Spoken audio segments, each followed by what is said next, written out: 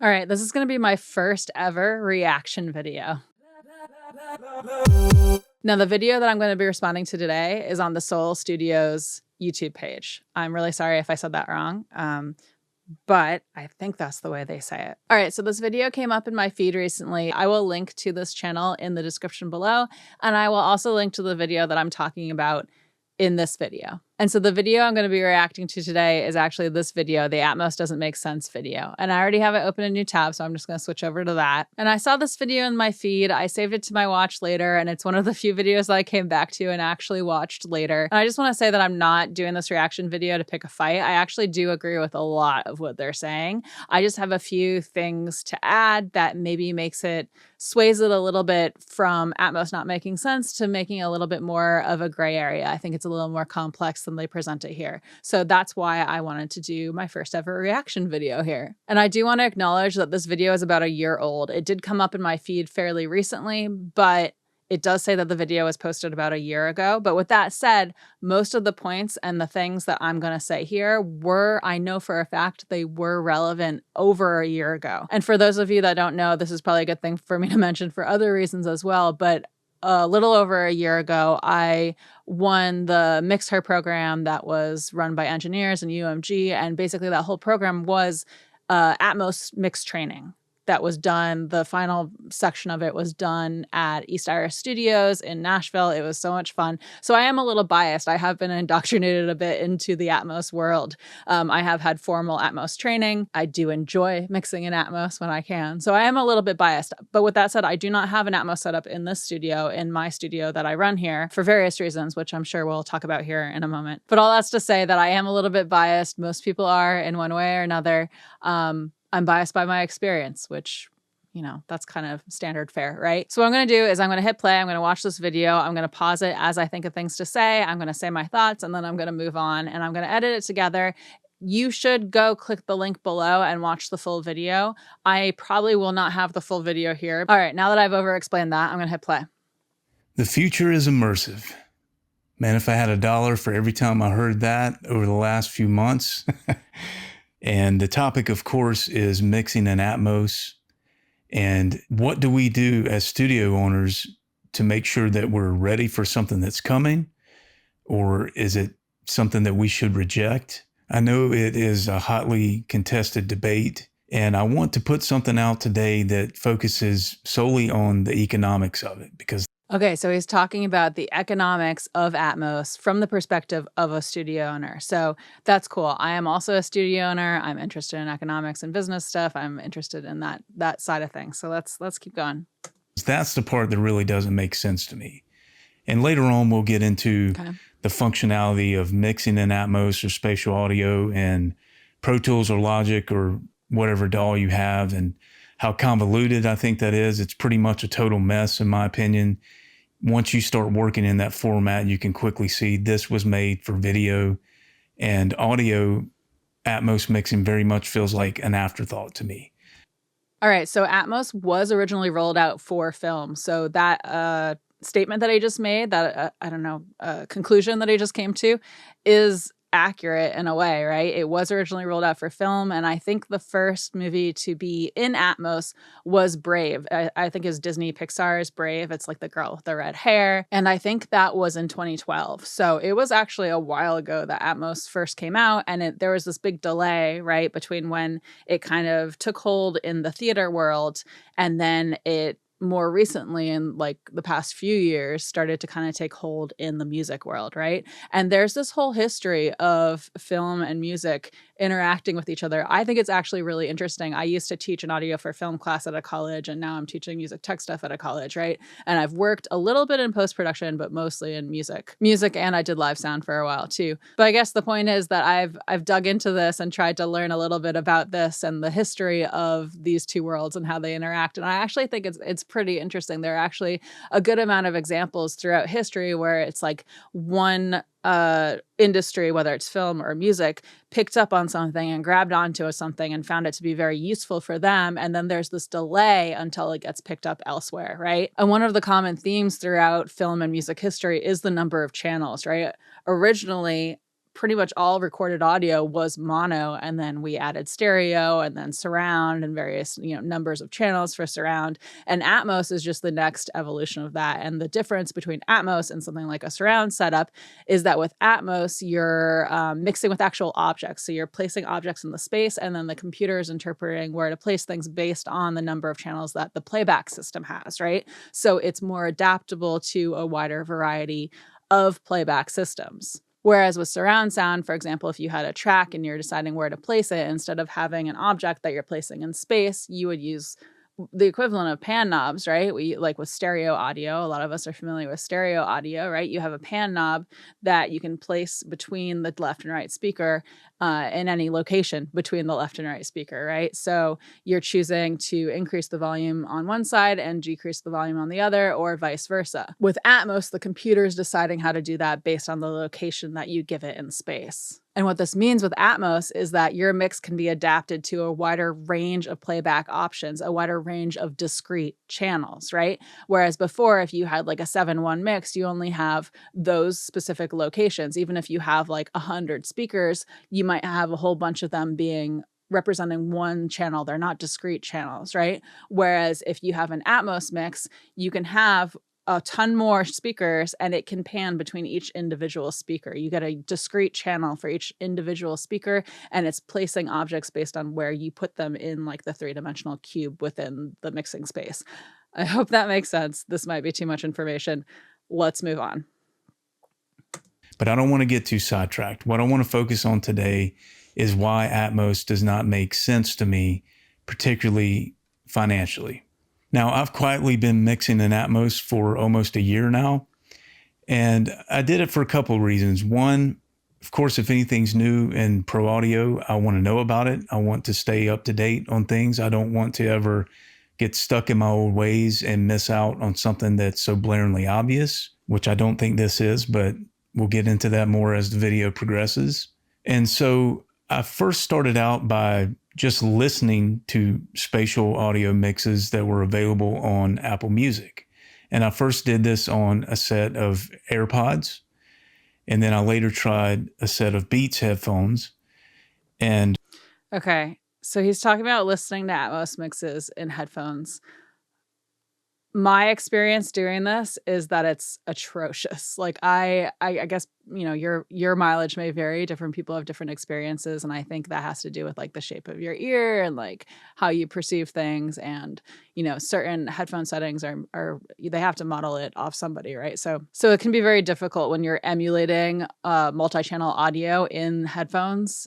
People get very, very, very different experiences. And my experience trying to mix Atmos in headphones is I feel blind. Like I feel virtually blind.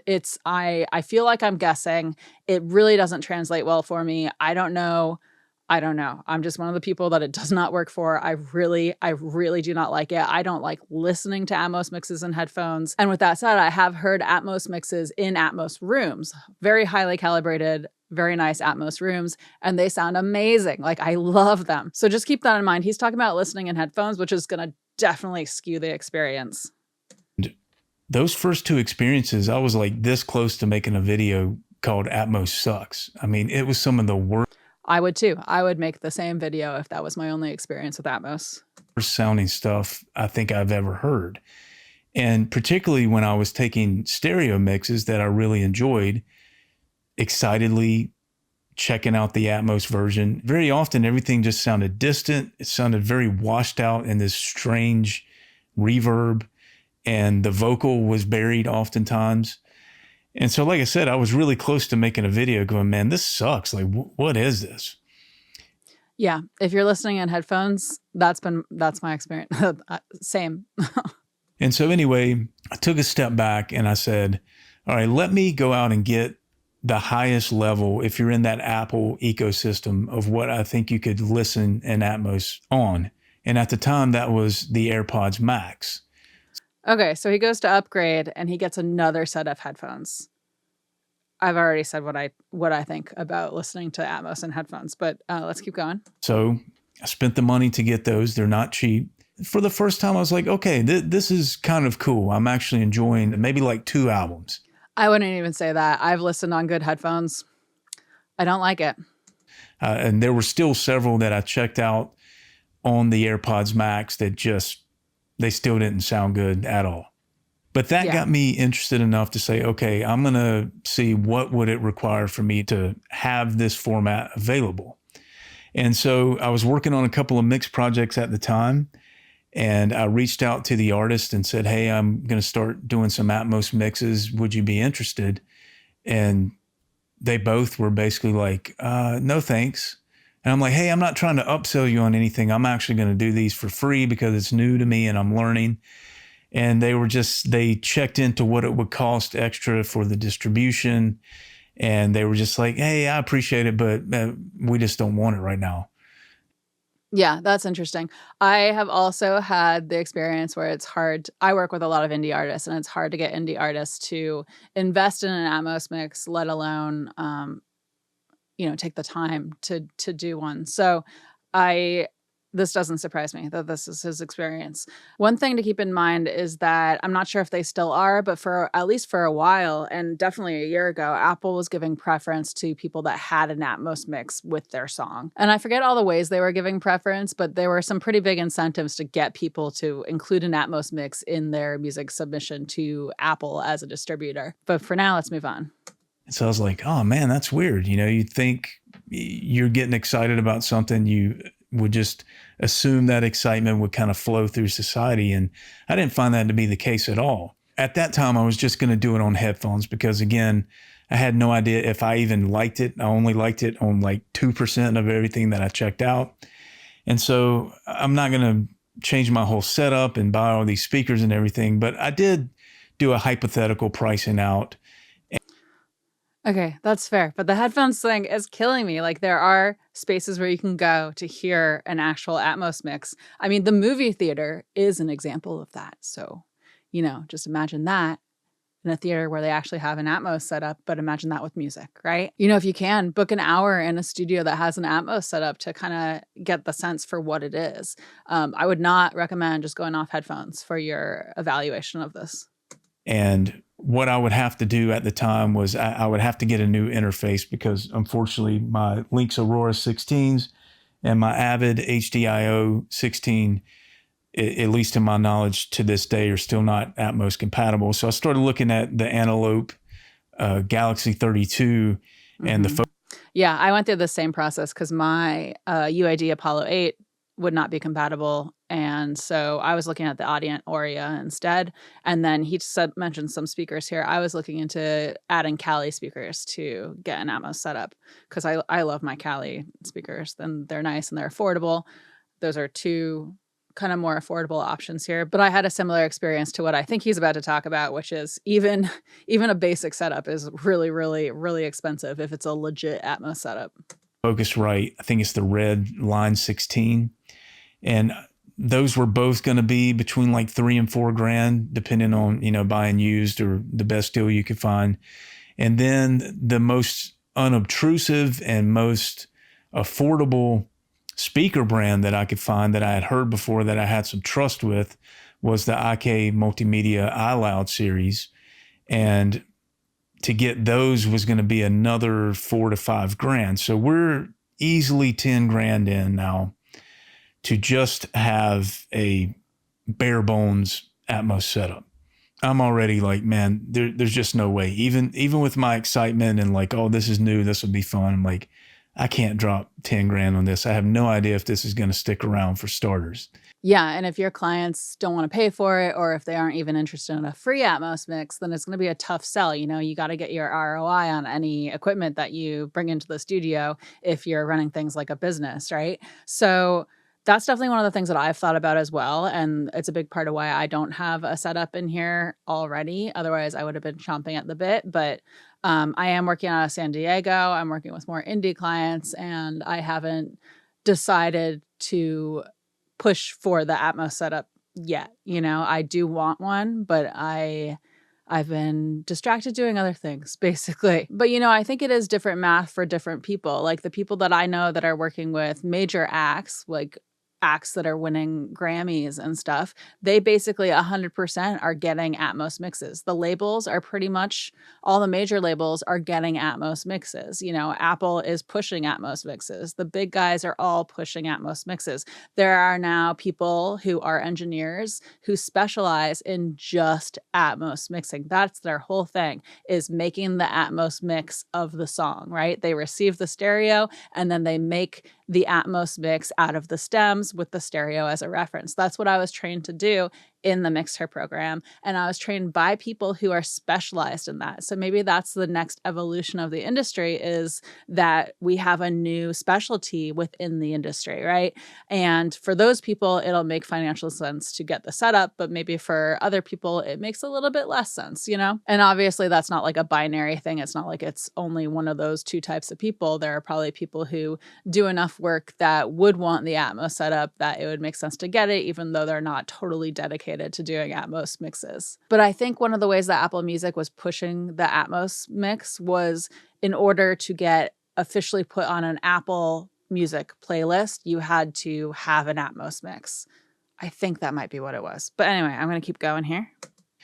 And so then that excitement of mine died down, and didn't really hear much about it until it was leading up to the NAMM show just a few months ago here. Oh my God, everyone was talking about Atmos at NAMM for, what was it, a couple of years ago? For a couple of years. This past year, it was less that, which was interesting. Now it's like AI. And you started getting all these videos. The future is immersive. That's what I kept hearing in every video. And I was like, okay, you know, I can understand some of the excitement because I experienced something similar about a year prior to that. But then some of the comments started to rub me the wrong way, honestly. And one of the first ones is that there was a certain mixer that's done quite well with doing Atmos mixes. And he was asked, you know, how did he get into an Atmos speaker rig? And he talked about taking out a loan. That's hairy. I don't know if I would tell someone to take out a loan for it unless they definitely have business that's going to be coming in that will be Atmos, or their business can absorb it. But if your business can absorb it, then maybe just wait a bit before getting some kind of a setup. You can always upgrade your setup. That's my thought. And I'm going, oh man, you know, you're looking at these setups that are $50,000, $60,000 for a Atmos speaker setup. And I'm just going, man, this is getting crazy. So I'm like, whatever. If somebody's got the money to throw at it, you know, good for them. But I'm getting further away from it at this point. I'm just like, I don't think so. But he hasn't, am I wrong? He still hasn't heard an actual Atmos setup, right? I think he hasn't. He's just headphones so far, I think. And then I start seeing more videos, and some of these are even official, like on the Dolby website. And I'm not trying to throw anybody under the bus here, but I do feel like this is kind of, like I said, it just doesn't make sense to me. Some of the hype compared to the reality of the financial situation, I'm having a hard time reconciling those two things. So we have the... Yeah, so maybe it just doesn't make sense for you. That's totally understandable. Doesn't necessarily make sense for me yet either. Issue of the interface cost, whether or not yours is compatible or if you have to buy something new. We had the issue with the physical placement of the speakers in a room, because my room and most people's rooms were not created with Atmos in mind because it wasn't a thing yet. Yeah, same. And my room is small, so it's kind of on the smaller side for a mixing room. So fitting speakers in here will be a challenge. But I have heard from people that are doing major label work with smaller speakers that they are getting good results in smaller spaces, you know, working remotely for major labels. And I know it's doable because I've talked to those people directly, you know. And we have the issue of artists not being interested, at least that I was working with. And then we go all the way down the line to the consumer, the listener. And I found less interest there than I found with the artist. Yeah, so this is interesting. He's finding less interest with the consumer, which is fair. I'm going to keep playing and then I'm going to react to this. So I'm sitting here going, okay, think about the way the business works. You have the speaker manufacturers. I understand their motivation to be interested in Atmos because instead of selling me 2 speakers, they can sell me 10 or 11 or who knows how many. The second part of that, I can understand YouTubers and influencers to be interested in this because, well, there's financial benefit. So next we get to the studio owners or the mixers, the engineers. And that's where it starts to die off as far as potential profit, in my opinion, because when Atmos first started gaining some traction, and I was asking around to some other engineers, and I have a couple buddies in Nashville that were like, man, we might be able to get maybe like $1,250 additional on a mix for an Atmos version. Well, then it was $500, and then it was $350. And then it was about $250. And then it was like, we're having a hard time getting the labels to pay anything extra. They expect an Atmos mix to just be delivered with the stereo mix. So, oh boy, here we go. And so that's interesting. I have not heard that. What I have heard is that the labels are often using dedicated Atmos engineers to make the Atmos mix. So obviously they're getting paid separately. And then I have heard of some people that are mixing engineers that are also offering Atmos mixes, and they're working with major labels, but I'm not sure, how much more they're getting paid. They did give me an impression that they were getting paid more though for the Atmos mix. So I don't know. I haven't heard that, but I'd love to chat with people in the comments below about that one. Next in line, we have the artist that we produce and mix and work with. Okay, how are they going to make money? Because in some of the other Atmos videos, I heard people saying this is a big opportunity for artists, for independent artists in particular. And I'm looking. Yeah, and I think part of that was it's a big opportunity because if you're an early adopter of a new technology, a lot of times that helps you get more attention, right? So like if Apple Music is giving priority to people with Atmos mixes when they're building their playlists, and you're a smaller artist and you're one of the early ones to have an Atmos mix, you're going to be more likely to get playlisted and be seen sooner. So there's, there are things there that might give incentive to artists if they have a certain mindset about their artistry, right? Not everyone has that mindset. Looking at the royalties that they get from Apple Music plays, and I know how little those royalties are. And then you look into it and you say, okay, do you get paid more for an Atmos stream as an artist than you do a stereo stream? And the answer as of now is no. So the engineer takes a... I'm not sure if that's true. I think that was true on a bunch of different streaming platforms. That probably is still true on a bunch of different streaming platforms. But at least with Apple Music, which is the majority of what he's talking about here, I think one of the incentives that they started over a year ago, so when this video was made, was that they were giving a higher royalty percentage to artists that had an Atmos mix. And that was part of their incentive to get people to upload Atmos mixes to the system. I think that was part of what they were doing. I'm not sure this is true. Big risk by investing in all this new gear. The indie artist has to pay more for that Atmos mix if they can even afford it. And then the consumer pays the same amount for their Apple Music or their Spotify subscription. That is where it kind of starts to fall apart for me too, is the payment part of it. There are a lot of products that are now coming out with Atmos capabilities, and that's a big part of why I think this is not going away, because as soon as a new technology starts getting into consumer products, that's usually when it's here to stay. And also it's been very, very established in the film world.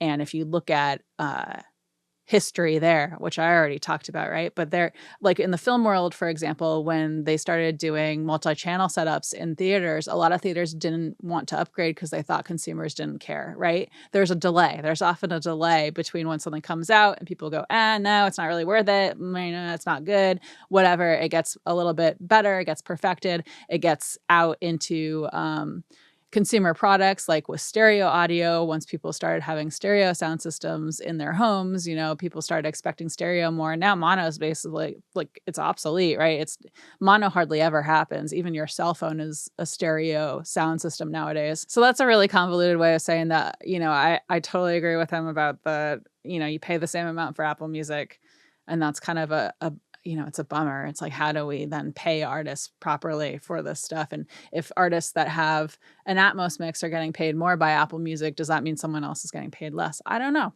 I really don't know. But it's something to think about. And the other thing to think about, I think, beyond just what the consumer is paying is the products, right? The product space. And therefore, Apple or Spotify doesn't pay the artist a higher royalty. So somebody please help this make sense for me. And so, yes, I want to give the highest quality experience. I want to provide that for the artists that I work with. And ultimately, I want the end user to get that experience too.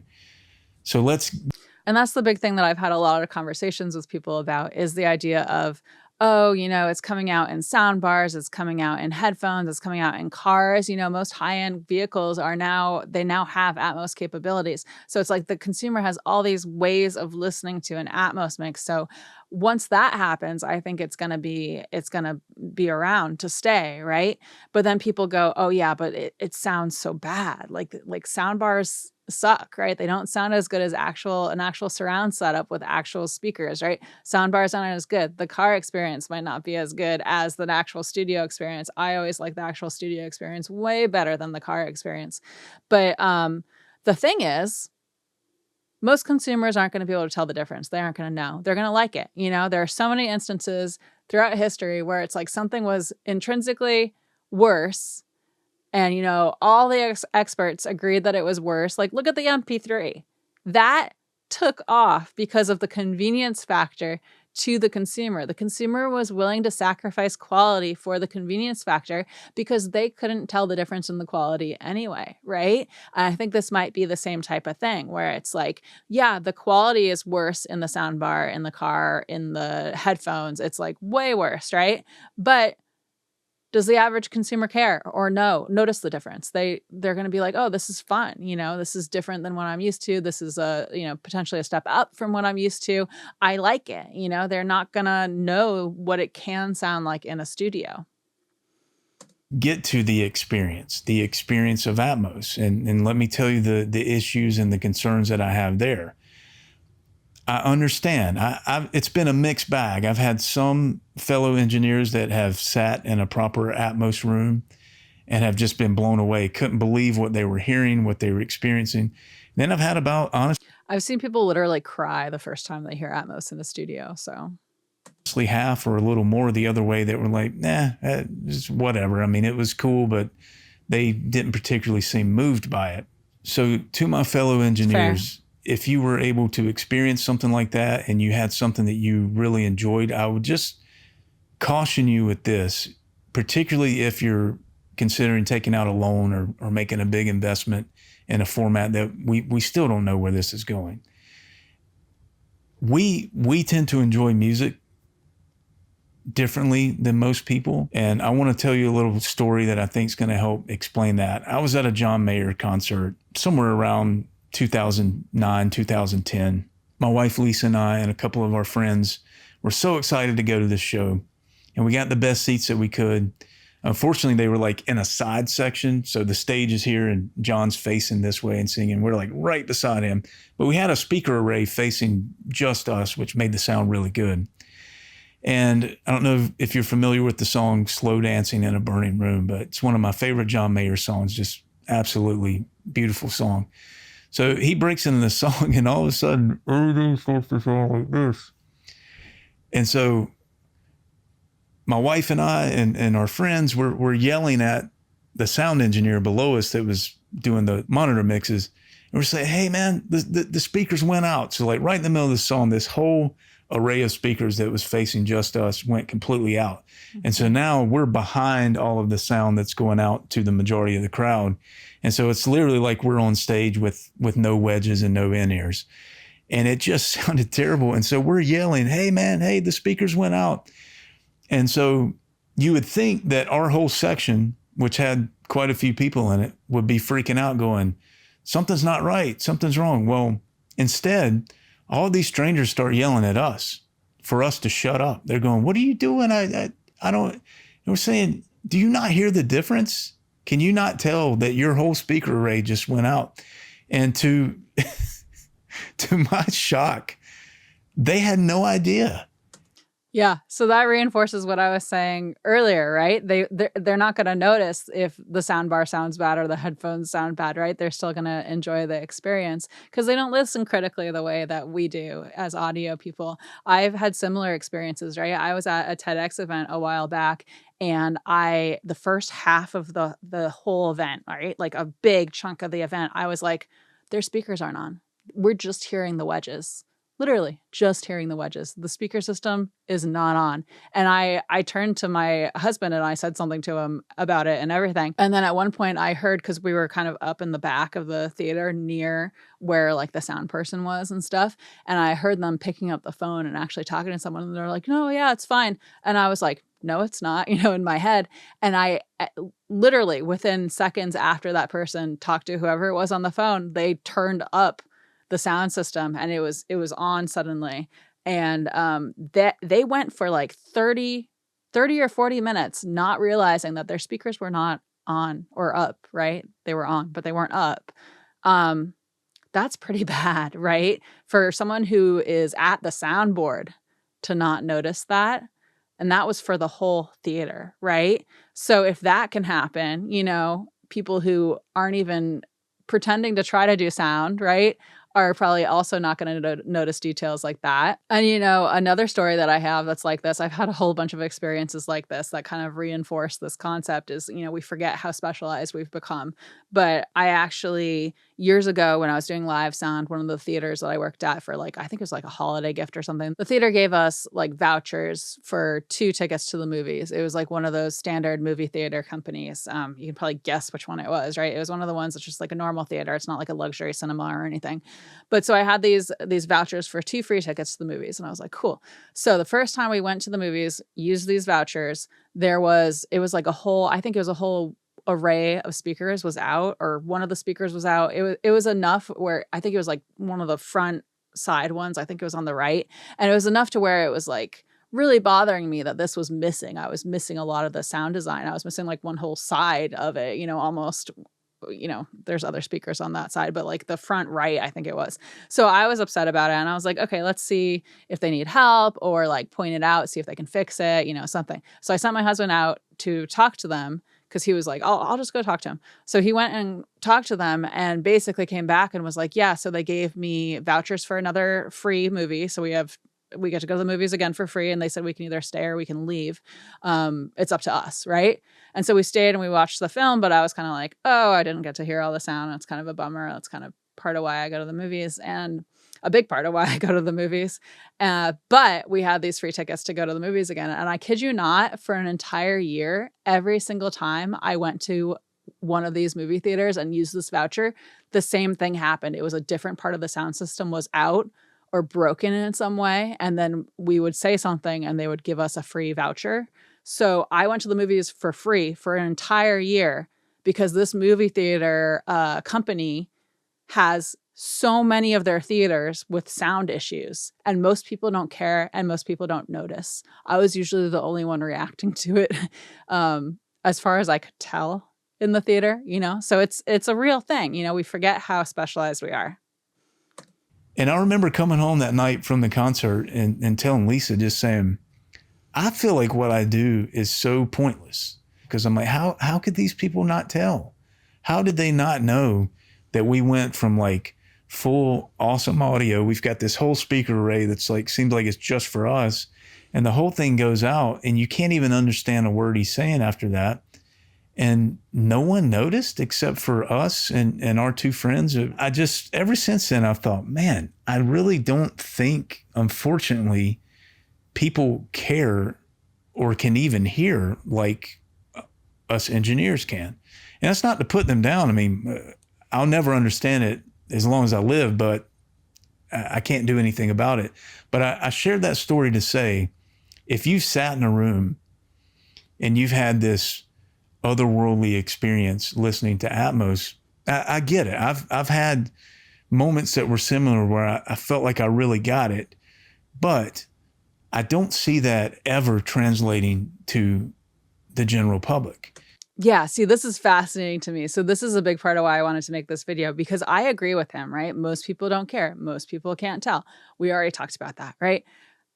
But we're coming to totally different conclusions here. So he's saying people don't care. People aren't going to go for Atmos, right? And what I'm saying is that people don't care. They're going to go for the Atmos products. They're going to be like, oh, do you want the soundbar that's Atmos enabled? If you have the money, yeah, let's try it. It's the fun, shiny new toy. People love the fun, shiny new toy. How else would Apple, right? We're back at Apple. How else would Apple come out with new iPhones constantly and people just keep buying them? Some people will buy the new one no matter what, even if there's almost no difference between the one they have and the new one, right? People aren't going to have to know or care about what the difference is between like their soundbar and an actual studio Atmos mix in order to buy the product and consume those Atmos mixes, right? I just think it's so fascinating that we are in agreement on this concept, but polar opposite conclusions made. And actually, let me consult my notes here. So this is from a meeting that I had with some Dolby people. It might be more than 6 months ago at this point, so I'm sure the numbers are much higher now, but they were saying that there are over 2.5 billion, with a B, devices that have Dolby Atmos enabled. That's a ton, Once it's that entrenched in the market, once it's that dispersed in the market, I think there's a chance it's going to stick around. All right, let's see. Let's just make sure that we have his argument here. The first reason being, it's going to be very cost prohibitive for anybody to put something like that in their home. And so yeah, if they're getting an actual Atmos setup, but not if they're just using the Atmos mix in headphones, listening to an Atmos mix in headphones, or listening in their car, which, it's just an add-on to their car that they probably were already going to buy. Anyone that is buying a luxury car nowadays, a lot of them are coming with Atmos setups in them. And that was true a year ago. The people aren't going to have an opportunity to hear like that. I don't think ever. No. And the funny thing, well, they don't need to, right? Maybe I'm repeating myself at this point. Thing is, to me, I go price out an Atmos system, and like I said, I can get very, very low end for maybe $4 or $5 grand, all the way up to probably 6 figures if you wanted to max it out on your nicest monitors possible. Yeah, but most people listen to Atmos mixes are probably not going to be listening on that type of an Atmos setup. I'm talking in circles at this point, right? It's the headphones, it's the soundbars, it's the cars, it's all that stuff. And then you can buy consumer level stuff there for $1,500 or $1,000. And it'll be one soundbar and maybe 2 little satellites and maybe a sub. And we spent all these years. Or literally just a soundbar. I mean, even in my living room, I just have a soundbar. I know it's not great, but whenever I have money, I put it into the studio. I don't put it into my living room, right? I think a lot of people are going to have that kind of setup. And it's like, I still watch movies that have Atmos mixes, that have surround mixes, and the soundbar emulates that. And I know it's not as good as it would be if I had a real setup up here, but I still enjoy it. And I still choose to listen to those mixes rather than the stereo mix, right? And I'm someone who can tell the difference. Who cares? I have friends who think that sounds great, and to them it does. That's totally fair. Years talking about proper treatment in your room. And now we've got consumers with these home systems that's supposed to bounce something off the ceiling. And oh man, make it make sense, please. So I kind of feel the same way, but it's like you got to kind of just embrace the imperfections here, I think. The market does what the market does. Yes. Is there going to be a push for the future to be immersive? Absolutely. You're already starting to see it roll out in cars. Apple's putting some form of it on their phones and Apple TVs. The HomePod speaker, which can either work with just 1 or 2. It's definitely going to be a thing. What was it? Over 2.5 billion devices already? It's probably past 3 at this point. I don't know. If anyone has a current number, put it down in the comments. But is it a big enough thing for you to go in debt over or to change your whole studio setup? Because for me, honestly, if I were going to go all in on Atmos, I would need to swap my control room with my drum room. That's fair. It's totally fair. I don't think it makes sense for everyone. Again, I still haven't done it. Would just make more sense with the speaker placement, because if you go this way off camera, it would not make sense for me to have a speaker like right here to the side. It would be very intrusive to the layout of the room. So getting back to some of those official Dolby videos that I watch, just really quickly, going back to what he just said about the room, right? I think a lot of us as engineers, we kind of fall into this trap where it's like, if I do something in my space, it has to be perfect and I have to calibrate it perfectly and everything has to be flawless, right? But I think sometimes it doesn't have to be like that. Not right off the bat. I'm probably going to regret saying that because I do like to calibrate everything and I do spend the time on perfecting things and improving my studio on a consistent basis. But, you know, when I first throw up an Atmos setup, I might not obsess over all the details. I might let it be, like, break the rules a little bit, you know, and then see how that goes and improve it from there. I might do a little bit of that because it's going to be better than headphones, you know, and I'm starting Atmos mixes in headphones in here and then going to a space that has an Atmos setup to polish, you know? So anything with speakers, not anything, but most setups with speakers that I could put in this space are going to be better than the headphones. So it's just like marginally improving it over time, right? Just incrementally improving it. Anyway. I literally watched this guy say, it's very important that, first of all, you don't do this on headphones. You got to do it on speakers. That's the other thing that's driving me crazy. Even though everybody that hears it is pretty much going to be listening on headphones. Like, you couldn't possibly mix it that way. There's just no way. Yeah, I mean, I agree. It is a little nutty, but I agree. I don't know. So he's saying your speakers really, really need to all be the same so that when you're placing things different areas of your Atmos layout, that they tonally sound the same, which completely makes sense to me. And then they do it. Yeah, they do recommend that. And they say if you can match what you have as your mains, which is tough, right? But I know people that have broken that rule. You know, they have all their Atmos speakers are one type and then their mains are another type. And they're, you know, they're doing fine. You adjust. Tour of his room like 30 seconds later, and all of his surround and ceiling speakers are different. And I'm just, yeah. Again, I'm not trying to stir up trouble for the sake of just stirring it up.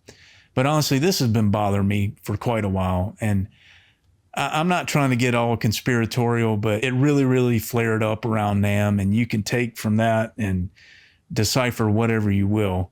And it's sort of died down since then, thankfully.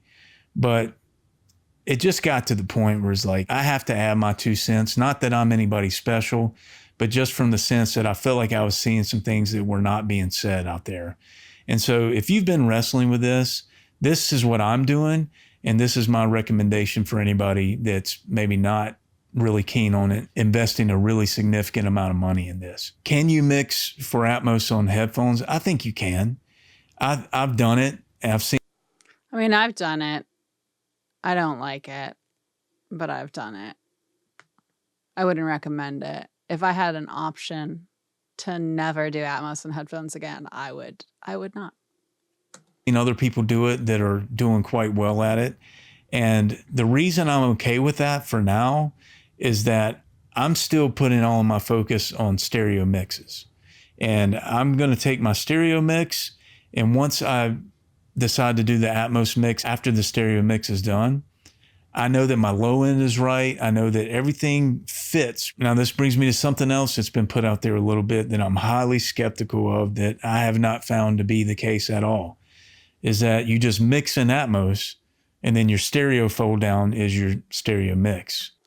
Yeah, and I'm not sure what everyone's doing as of this moment, but I know that there have been various workflows, and it's kind of, you know, it's like a new system for the music world, at least. So there's it's kind of a little Wild West right now, right? But there are people who advocate for mixing in Atmos and then having that create the stereo. You know, the stereo is folded down through the Atmos. I think that works well with people that are very experienced at mixing in Atmos. I have heard it done well, but it can be very hard to do well, I think, as someone who's like newer to the Atmos world. But the other way that I've also seen things done on a major label scale with major label artists is there's the stereo mix is created with the producer and mix engineer and the artist, and then that's sent to that dedicated Atmos mixer that I mentioned, right? And a big part of what they're trained to do is to reference that stereo mix and then make an Atmos mix that matches that to some extent, right? So it's even down to the point where, you know, the gap at the beginning of the file is the same to the sample in the Atmos mix as it is in the stereo mix. And then the idea is that you have that stereo and you have that Atmos package. And depending on what the person chooses for playback, for example, in like Apple Music, it's going to either play the stereo file or it will play the Atmos file. It's not taking the Atmos file and having the Atmos fold down and spit out the stereo file for you. So I think there are various ways of doing it, various ways of going about it. There was one other thing I wanted to say with that, but now I forget, so I'm just going to keep going. I'm not going to say that's not possible. I'm just going to say I really, really need to see that be demonstrated. I've heard it said that the stereo fold down beat the stereo mix. Again, I have not found that to be the case at all. I think it depends on who does it. It's like the Wild West right now, to be honest, guys. So what do we do? Because I just said that. I agree. We don't want to be caught off guard and Apple to come out and say, all new deliveries must be Atmos or else you can't be put on Apple Music. I honestly don't think that's going to happen. Yeah, I don't think that's going to happen either. I think they'll keep giving incentives to people, or they'll keep trying to push people in that direction. And at some point, they'll get, you know, enough traction that they'll probably stop giving the incentives, and then they might start paying less. And, you know, that's been a thing that keeps happening, unfortunately. But yeah, I don't think that's going to happen either. Not for a while. I think we're kind of safe for now from them demanding an Atmos mix or you don't get on the platform, because, you know, they're competing with people like Spotify. You know, all the different streaming services are competing with each other. So a lot, I think, of how they try to differentiate themselves, and it seems like Apple Music is trying to differentiate themselves by having this premium thing that they're featuring, right? Which is the Atmos mixes. But yeah, I don't think they're going to require it either. I think it's just as likely in 5 years that Atmos isn't even a thing anymore as it is for Apple. I think that's less likely because, you know, it's been in theaters since 2012. That's a while, you know, it's 2025 right now. And it's in billions of devices. So I think we're past that point. As it is for Apple to require it to be submitted to their store. So I think it's more likely that it'll be required. But I don't think it's very likely that it'll be required. This can go either way. But what I'm doing and what I think... I mean, required for a while at least, maybe like way in the future. I feel like with a lot of technologies, once the technology is introduced, there are these patterns, right? Like I was saying before, and a lot of times there is a long delay before it's something that's expected, something that's required, right? I think you should do as a professional audio engineer, go ahead and start getting your feet wet. The most affordable way to do that is going to be probably with Logic and a set of headphones. It doesn't have to be AirPods Max or whatever when you're using the binaural rendering in Pro Tools or in Logic. It can work with whatever headphones you have, so that's good. If you have clients asking for Atmos, you absolutely will want to be able to provide that for them. I want to be able to do that as well, which is the reason why I've been doing it for the past year. Yeah, and any chance as an engineer running a studio, it's a tough business, right? Any chance that you have to make some extra cash and do more creative work, it's a good thing. So, and I really enjoy doing Atmos mixes. They're fun. I don't want them to feel like I can't do everything they need. I want them to be able to continue to come to me. And secondly, I don't want some other guy doing an Atmos version of my mix. It's going to be different enough, and we'll get into that in other videos when we get into the nuts and bolts of actually how do you mix an Atmos. Yeah, so that's interesting. He doesn't want someone else doing the Atmos mix of his song, and I get it. I have similar feelings, to be honest. I would want to do the Atmos mix, I think, for a lot of the stuff that I work on, but I've been trained in Atmos mixing, so there's that. But the other side of that, right, and something to think about is that as engineers that are doing, production and mixing, a lot of us have acknowledged the value in having a dedicated mastering engineer, right? It's, a second set of ears. They can alleviate some of your issues, some of your weaknesses. They're dedicated, they're specialized. So there's, the division of labor argument there. And I think the same could be said for Atmos mixes, right? You could make an argument that it's good to have someone who has specialized in doing an Atmos mix do a mix for you.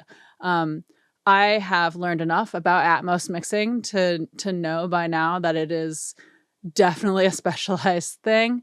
It is definitely something that you can dig into all on its own. There's a ton of stuff to figure out, to learn. It's very different from stereo mixing. And that's on both the technical side as well as the creative side. There's a ton there. So I think it is the type of thing where it could be valuable to bring in someone who's dedicated to it. Division of labor, same way it can be valuable to bring in a mastering engineer. So I think that's something to consider. If you're not into it, then outsource. I don't know. It's like the idea of, if you collaborate, a lot of times you end up with a stronger product in the end, right? And a lot of us that work in music have realized that, right? Music is very collaborative, and a lot of people that are doing very, very well in music, there are exceptions to this, but a lot of people that are doing very, very well, they are very collaborative. They have a team. They even if it's just a band, right?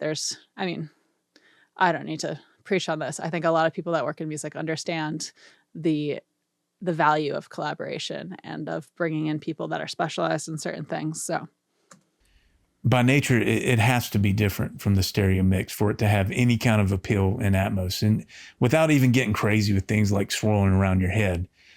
Yeah, it has to be different, but also a lot of the labels are kind of tying people's hands by saying that it has to be similar to the stereo mix too. And a lot of the Atmos mixers want to be able to go a little more crazy with it than they can when they're working on a label thing. And so that's one of the things that the dedicated Atmos mixers that I've talked to say is a good thing about working with indie artists like what I'm doing, right? Is that you can go crazy, you can be more creative and weird and do more interesting and risky moves and do more weird stuff. Whereas with the label stuff, they do actually want you to keep it more similar to the stereo mix. Like certain things you go a little bit crazy with, and certain things stay more true to the stereo mix, if that makes sense.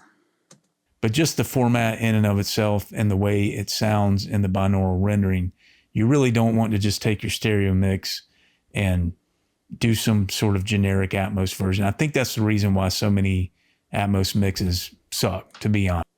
Yeah, I think a lot of people are just kind of throwing it together, and it's like, there, now I have my Atmos mix, give me my boost, So take advantage of Logic if you already own it, having Atmos added or spatial audio added. I believe the Dolby Atmos trial for Pro Tools is 90 days, so you have plenty of time to explore it there. But it's built in now, so I keep pausing with this. I'm sorry, I keep pausing you with your eyes closed. If you see this, I'm sorry. Yeah, now it's included, but I think at the time it wasn't. At the time of this video, about a year ago, it was not. I'd highly recommend getting your feet wet, experimenting with headphones, getting familiar with the term. Although, now I'm going backwards a little bit. Although I think a year ago, I don't remember. Maybe there was a trial. I'd have to look into it. But there was the idea of you had to get the renderer. That's probably what he's talking about, is getting the actual Atmos renderer. And there are still reasons to get the renderer in addition to working with it within Pro Tools. Like you can make an Atmos mix entirely in Pro Tools without the Dolby Atmos renderer. I have done that. But it was a lot harder, and there are certain deliverables that you can't make with the Pro Tools version. Like you do have to pay extra and then get the renderer or do the trial on the renderer. I think that's what he's talking about here. but could be wrong. Terms, your bed, your objects. You're going to want to know these things, because if it does take hold, which I acknowledge is fully possible, and Apple does decide, or Spotify or whoever else, that this is our new standard, all new music has to have this format, you're not going to be able in a weekend or a week to figure this out. Yeah, no, definitely not. I actually, when I got into the Mixer program, I had a friend who had asked me, he works in film in LA, and he was doing a small independent film, which has since done pretty well. I'm pretty excited about it. But he asked me if I could do the sound design for it. And I was like, yes, I'd love to. It's a short film. And he was like, can you make an Atmos mix? And I was like, yeah, I'll figure it out. And I got into the Mixer program, did the Atmos training. And throughout the Atmos training, I was like, oh my God, there is no way I was going to figure this out on my own. Like it takes a lot. It takes a lot more to figure out than I expected. And I like to think of myself as fairly competent, you know, like I figure things out. I'm an engineer. Like I figure things out. I like tinkering. I like the puzzle. Right. But, it was harder than I would have thought. So totally right here. You're not going to figure it out overnight. So it's going to take some time. So my reasoning for learning Atmos and mixing in Atmos and still being open to it is that I want to continue to learn. I do like some aspects of it I think are fun and exciting, but reasons why I'm not going to get into it, or why I don't think anyone else should, is that you think you're going to miss out. There's all this new Atmos business you can get that you're not getting now because you're not Atmos compliant. yeah. And I mean, like I kind of said earlier, it's like you could think about it like a totally different job, you know? So there are people who are producers, there's people who are mixing engineers, there are people who are mastering engineers, and there are people who are Atmos engineers. And some people do a couple of each, or some people try to do all of them. But, you know, there's varying degrees of, if you're more specialized, you can get better at the one thing. Whereas if you spread yourself across everything, it's going to be like the jack of all trades type of thing. But, you know, there's benefits to both of those. You know, it depends on the person and what you want to choose. So I think that's another way of thinking about it, right? No. Listen, I'm just telling you that there's not a ton of money to go around. I'm going to go back. Oh, he's talking about the business. Should, is that you think you're going to miss out. There's all this new Atmos business you can get that you're not getting now because you're not Atmos compliant. No. Yeah. No, I would definitely, if you're an engineer and you have a bunch of clients, I would survey your clients and see who would actually be willing or want to have a dedicated Atmos mix done. I would do that before I ever consider buying equipment. I'm on the same page with him here. Listen, I'm just telling you that there's not a ton of money to go around. So learn, be ready. Hopefully it's something that you can add to your business. But if you go out and drop 30 or 50 grand and expect to recoup that from a bunch of Atmos business just by saying you're an Atmos studio, it's going to be tough. Yeah, I think the concept here stands for a lot of studio stuff, right? There are a lot of people who think, oh, if I made my money elsewhere, for example, and I'm just going to buy a bunch of equipment and open a studio and then it's going to make back my money. But there's this whole thing of, you know, learn the business that you want to be in before diving into it, right? Like, you know, one of the best pieces of advice that my dad gave me was work in a studio, work in that job, work in that type of business for years before you decide to start your own, because you'll learn how they do things. You'll learn why they do things the way they do. You'll learn what tends to work, what tends to not work. It's totally true. I did that. I'm so glad I did that. And I didn't just like take out a loan right out of college and start my own studio, because, you know, when people dive into a business without figuring it out first, without, you know, doing the groundwork, really is what it is, it can end really, really badly. And I think, you know, this is just one specific example of that, but we do see that a lot with studio stuff. And we do see people being like, oh, you know, I just invest in this thing and then I'll make back the money and it's going to be great. And then I'll be, you know, rolling in it. But it's like, there's a lot of knowledge and skill involved in this type of a business. So now I'm not faulting anybody for being excited, because if If you love music and you're an engineer, Atmos can be mind-blowing in the right setup. Yeah. So I'm not arguing that, and I'm not putting down anybody that said that. But what I am hoping to bring to light is that that's an experience that I don't think anyone else outside of a very, very few small audiophile types or engineers is ever going to experience. The bar of Yeah, I, again, totally agree. Different conclusion based on agreeing on that concept. entry for that is just set way too high. Yeah. From a physical standpoint and from a cost standpoint. So the best we can hope for is people to get these sound bars that somehow magically bounce sound all around your room, which goes against everything we've ever been told. But okay, but people are buying them and people like them. So again, I already said this though. Whatever. So if you've been wrestling with this, I hope that this gives you some balance and some comfort as far as I don't think you're going to miss out. I don't think your studio is going to go under if you don't go out and buy a full Atmos speaker setup. Yeah, don't get an Atmos setup just out of FOMO. That's for sure. You may go under if you take out a loan for something you can't afford and then this format ends up not sticking. My advice. Yeah, I think that's becoming less and less likely though. Like I've already said, I've already kind of explained, but yeah, the format doesn't have to disappear for it to not make sense for some people. I think that's the big thing here. I think there's not necessarily an assumption, but there's a thought presented that it's like, oh, the format might disappear and that's maybe why it's not worth it for some people. And not in this video specifically, but like just in conversations, in the industry, there are a lot of people saying that kind of idea that it's like, oh, well, the format's probably just going to disappear. So it's not worth it for some, it's probably not going to be worth it. But yeah, the format does not have to disappear for it to not make sense for some people to go into it. It can be the type of thing that doesn't make sense for you and the format might stick around. And those, they're not mutually exclusive. It's, it's more, I think it's more messy and complicated than that. Is to proceed with caution, but definitely don't just completely ignore it because you are going to want to at least be familiar enough with how it works. And if it gets to the point where we have to go that route, we'll figure it out. But I do feel if we get to that point, there's going to be a lot of time left for companies to innovate, to make speakers and headphones and other things that are going to be much more affordable than what's out there now. Yeah.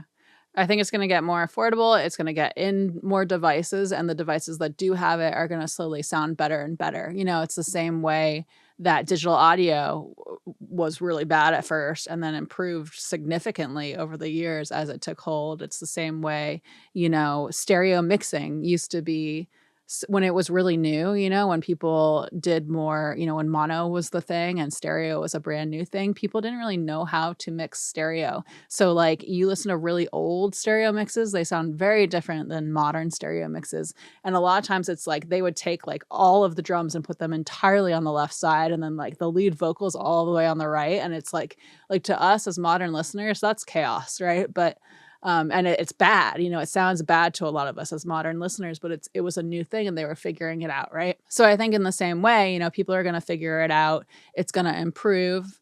It's already in a ton of devices. Those devices are going to improve.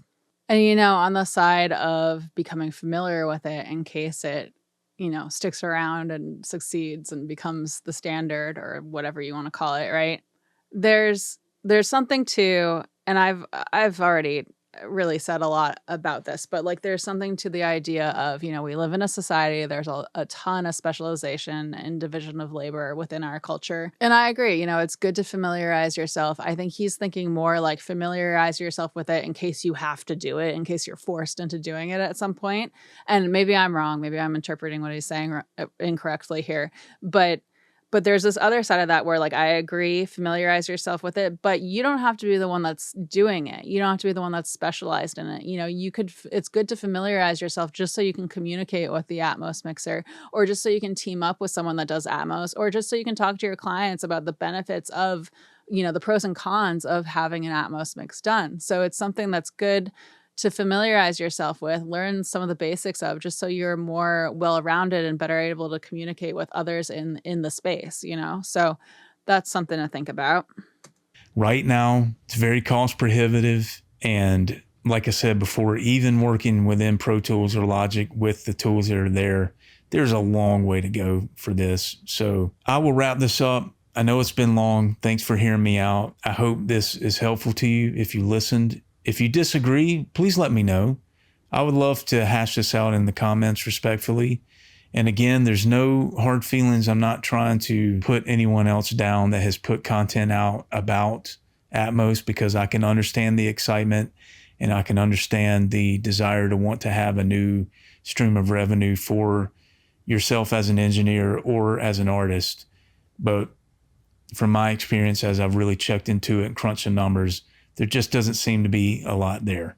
So yeah, and I think it depends on the circles you're in, is whether or not there's a lot there.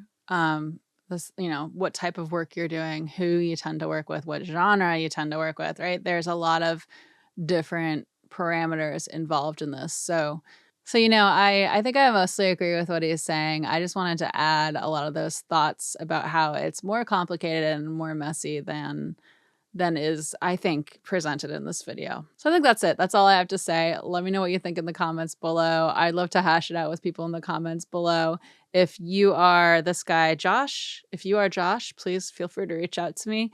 I would love to chat about it more. I hope it's okay that I did this response video. It's my first response video, so I'm still sorting that out. If y'all like response videos like this, let me know also at some point in the comments or by DMing or something. I am Cato Noise on all social media. Come hang out with me, chat with me on Instagram, whatever. I don't know.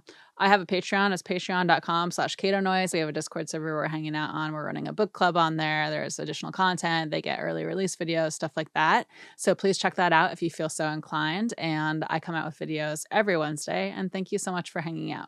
Okay. So to be honest, I don't know if I'm going to post this publicly, but we'll see. It's my first video of this kind. So I don't know if this is boring or if this will be like me talking in circles or if it'll make any sense, but we're going to try it out. I had my GoPro die like 5 times while making this video. So if I'm going to do another reaction video like this, I probably will have to film it with a different device, like my webcam or something like that. So we'll figure it out. But oh, you know what I am doing though? This Saturday, so it's Thursday right now, as of, you know, while I'm filming this, not editing and stuff, but this Saturday I am going to do a microphone building workshop with Rick from Austin Mics. So he came on the channel a while back and we did like a little interview here in this room. It's on the channel if you want to check it out. So much fun. So he does like DIY kits for building microphones and pedals and stuff like that. And so I'm going to go participate in one of his microphone building workshops. I'm going to build a ribbon mic and I'm really excited for that. And I think I might try to film some stuff for that too. So keep an eye out for that. Hopefully I'll get some, like, I was thinking of at least doing a time lapse and then voiceover kind of talking about what the process was like with the time lapse of me building it. I think that'd be cool. So anyway, that's that. Okay, bye.